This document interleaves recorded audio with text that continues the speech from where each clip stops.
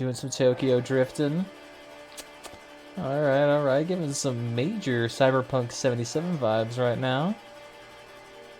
Alright. Looking over the Ravager. Hey, wait. Did he just seriously, upon seeing the Ravager, he's like, oh my god! Like, he immediately destroys one of the largest displays I have ever seen.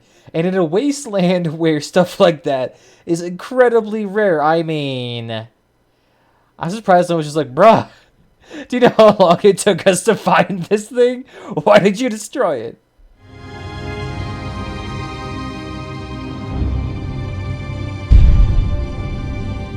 Either way, welcome back, everybody. So, as you know, or rather, as you don't know if you're here, it looks like Crossout has released a brand new kind of sneak peek of the Syndicate faction here, showing off a brand new couple of weapons, parts, and whatnot. So let's actually take a look, dive right in, and see what is going on. So first things first, we have a special activatable melee weapon.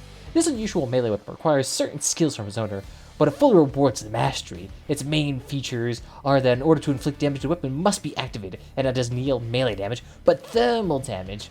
Do not forget that this weapon needs to cool down and reload, so always keep in mind a plan for maneuvers or stealthy retreat during this time. And it's kind of interesting, as you can see here, it kind of juts out from the side of this vehicle, so I'm kind of curious as to the orientation of this thing. If it's only going to be a sideways mountable weapon, or if you can mount it frontways.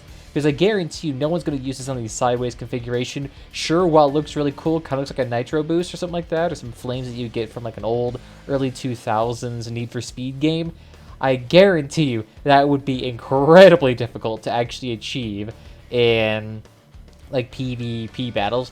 Maybe in like the chase builds, where like they're the old-fashioned L-shaped builds, I could see that.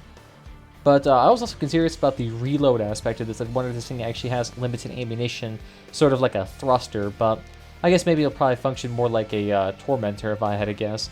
So interesting to see how that turns out, and the fact that it inflicts thermal damage makes me think it actually either like heats up parts, I assume. So it'd be like a mixture of like a close range firebug, maybe something like that. Who knows? I guess I'll have to see how that turns out. Next, we got the epic autonomous drone here. I'm curious as to why we don't have any names for these things. Our guest knows how to handle a surprise. It seems that we've already seen everything. We certainly haven't. How do you like a weapon capable of launching special drones in the area that you select? So I'm actually kind of curious how this works out, if it's going to work similar to that of a, whatever that one where you fire gas cans, it comes from the fire starter faction. I'm curious if it's going to operate like that. What if it highlights a target with laser pointers while attacking? And what if it inflicts increased damage to the first seconds of its activity? Ooh, it's so exotic. So first off, it targets people. First of all, you select an area. It then targets people inside that area and highlights them, and then it deals increased damage to them for a couple of seconds. So I'm actually curious if that autonomous drone is actually able to follow the targets outside of the target area, or if it only stays in the target area. Because if it only stays in the target area, I can see this being very situationally useful. It would definitely have to be used in conjunction with a Kapkan, or used with allies. And I also am kind of curious as to its durability and damage. Because if its damage is high, then the potential spam and run strategy for this could be very abusable. But I guess we'll have to see how it works out. Definitely an interesting concept though, and it's not going to be as abusive as traditional drones, in which you can just kind of set them and forget them. This one kind of requires a little bit of planning and foresight on the person using it. So I can see this being less of a balancing issue. That is, unless, you know, what the second legendary part is below this. But I guess we'll see how that turns out. It all just depends on that damage number and whether or not the drones can actually follow outside of the target area. So it'll be interesting to see how that turns out. Next, we got the legendary mine layer. Here's another part that can cause troublesome for enemies at a distance. This launcher will hurl special mines to the area that you select, and a turret will harpoon enemies within its area of effect. The cable itself is not difficult to break, but that's not the point. An electric current passes through the cable, causing damage and slowing the enemy's vehicle. And what's more interesting, you can launch the mines even while being invisible. So this could be potentially a very, very overpowered version of Kapkan. I do appreciate that you can at least craft it. So Kapkan prices are probably crashing right now. Because as soon as this thing comes out, Kapkans are just going to be down in price like crazy. I can easily see that, because now that you can craft this, I mean, Kapkans already cost like 2,000, so it'll be interesting to see how that turns out.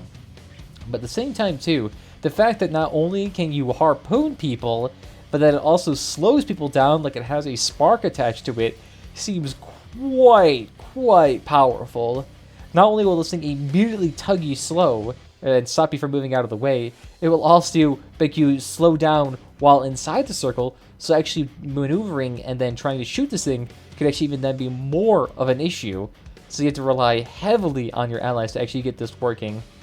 I mean, at its current state, it would have to be significantly slower to harpoon and miss way more often than the Kapkan for this thing to even be remotely balanced, or have to consume a shiitake ton of HP or energy. But even then, probably not even the case. I could see this being a balancing nightmare.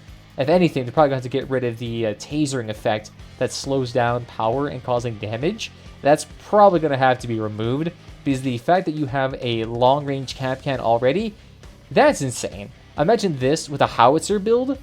Ooh, that's gonna be powerful. Or heck, even that incinerator build would be absolutely amazing with this. I imagine not even have to get close to place down Kapkans. You can literally shoot your Kapkan out there and then shoot your little glob out there. And look at that, now you set people on fire from a distance while you're completely safe, and you can do this while invisible too. Oh my god, this is gonna be there's too many things going on here to make this thing viable. It is straight going to be heavily dominant. I can see that already. Well, let's move on. Next, we got the Epic Tracking System. The cutting device will allow your enemies to go invisible or flee in the unknown direction. If your homing projectile hits and attaches to the enemy, then its location is automatically highlighted on the map and the main map for a certain period of time. So I'm kind of curious how this works with autonomous vehicles like drones and Caucasus. Because the big thing with those weapons is that they cannot see someone invisible even when it's very blatantly obvious where they are.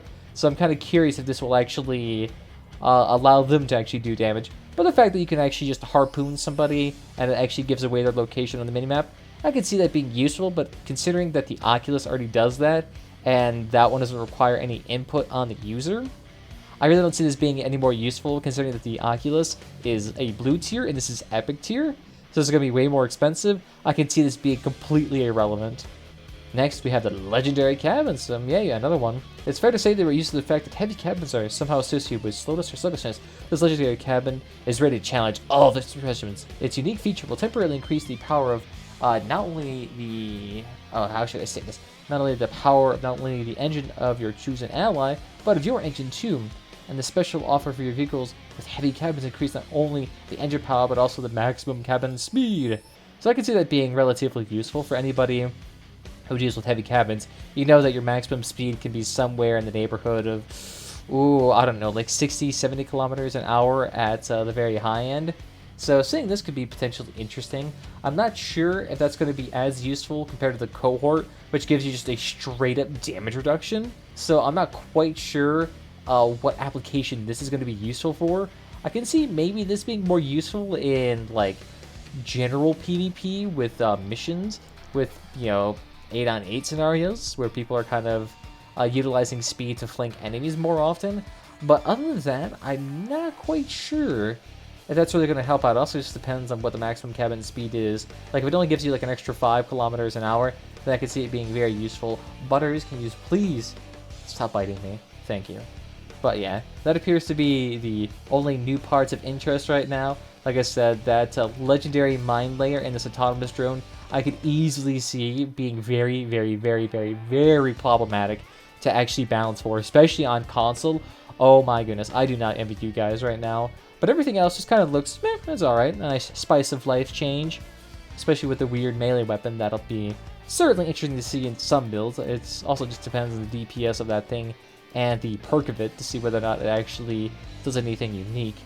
But I think we'll call it good here. So if any of you have any sort of comments, questions, or concerns, leave them down below. Talk about the cabins, mine layers, the whole kit and caboodle. But I think other than that, I want to thank you all guys, and I'll see you guys next time. Bye-bye.